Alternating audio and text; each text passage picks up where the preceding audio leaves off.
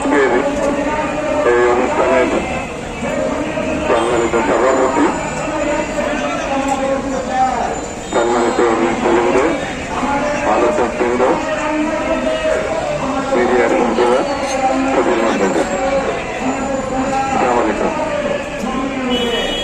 আমি আয়োজক সংগঠনকে অত্যন্ত গুরুত্বপূর্ণ বিষয়ে আজকে এই সমাবেশ এবং যে আয়োজন করেছেন তাই সেই জন্য আমি তাদেরকে ধন্যবাদ। বন্ধুরা, যথা সময়, ঠিক সময়, প্রকৃত সময় নির্বাচন হতে হবে। বেশিরভাগ নূতন করে মাথা তোলার চেষ্টা করছে।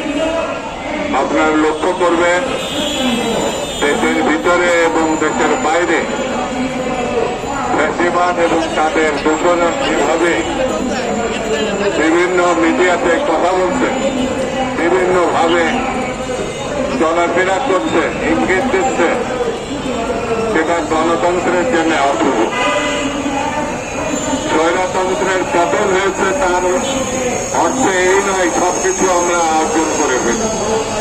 স্বৈরতন্ত্রের পতন হয়েছে গণতন্ত্রের লক্ষ্যে, মুক্তির লক্ষ্যে, স্বাধীনতার লক্ষ্যে, অধিকারের লক্ষ্যে। সেই অধিকার গণতন্ত্র প্রতিষ্ঠা ছাড়া আমরা ফিরে পাব। গণতন্ত্রের উত্তরণের জন্য গ্রহণযোগ্য, সুস্থ, স্বচ্ছ একটি নির্বাচন দরকার। সেই নির্বাচন ঘোষিত হয়েছে আগামী ফেব্রুয়ারি মাসে। জনগণ উল্লসিত হয়েছে। জনগণ প্রত্যাশা করে ফেব্রুয়ারি মাসের মধ্যেই নির্বাচন হতে হবে। আপনারা সবাই জানেন, দেশে বিদেশে পর্যবেক্ষকরা জানেন, দেশের নির্বাচন অভিজ্ঞ রাজনৈতিক দল এবং বিশেষজ্ঞরা জানেন, ডিসেম্বরের মধ্যে নির্বাচন করার যথেষ্ট সুযোগ ছিল। তারপরও সরকার প্রধান হিসাবে ডক্টর ইউনূস বলেছেন তিনি একটি ঐতিহাসিক নির্বাচন ফেব্রুয়ারি মাসে করতে চান। সেই বিবেচনায় আমরা ডিসেম্বর থেকে ফেব্রুয়ারির নির্বাচন মেনে নিয়েছি।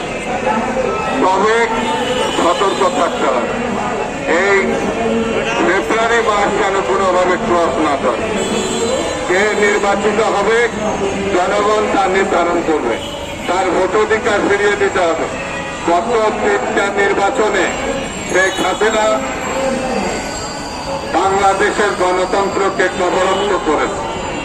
শেখ হাসিনা গণতন্ত্রকে শুধু কবরস্থ করেছে এটাই বড় কথা না, এই মহিলা বাংলাদেশে গণহত্যা চালিয়েছে, আমাদের ছেলে মেয়েদেরকে হত্যা করেছে, আমাদের সম্পদকে লুণ্ঠিত করে বিদেশে পাচার করেছে। অর্থাৎ গণহত্যার বিচার এবং টাকা ফেরত আনা এটা একটা চলমান প্রক্রিয়া।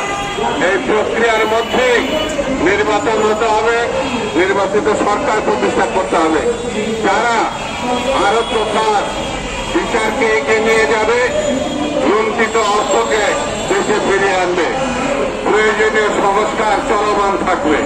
এটাই সব থেকে বড় কাজ। সেই জন্য বন্ধুরা, আজকে স্পষ্ট করে বলি, গণতন্ত্র নিয়ে যদি কেউ টালবাহানা করে, নির্বাচন নিয়ে যদি কেউ টালবাহানা করে, তাহলে বুঝতে হবে তারা স্বৈরতন্ত্র এবং ফ্যাসিবাদকে ফিরিয়ে আনতে চাচ্ছে। সেই জন্য আমাদেরকে সাবধান থাকতে হবে।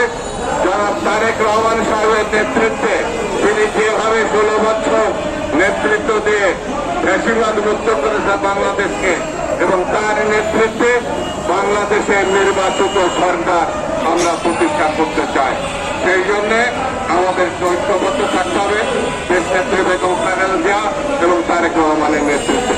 তাহলেই আমরা আমাদের আরো কাজ শেষ করতে পারি। সেই ইঙ্গিত করে, সেই আহ্বান জানিয়ে আমি আজকের মতো বক্তব্য শেষ করছি। খুদা হাফেজ। বাংলাদেশ জিন্দাবাদ।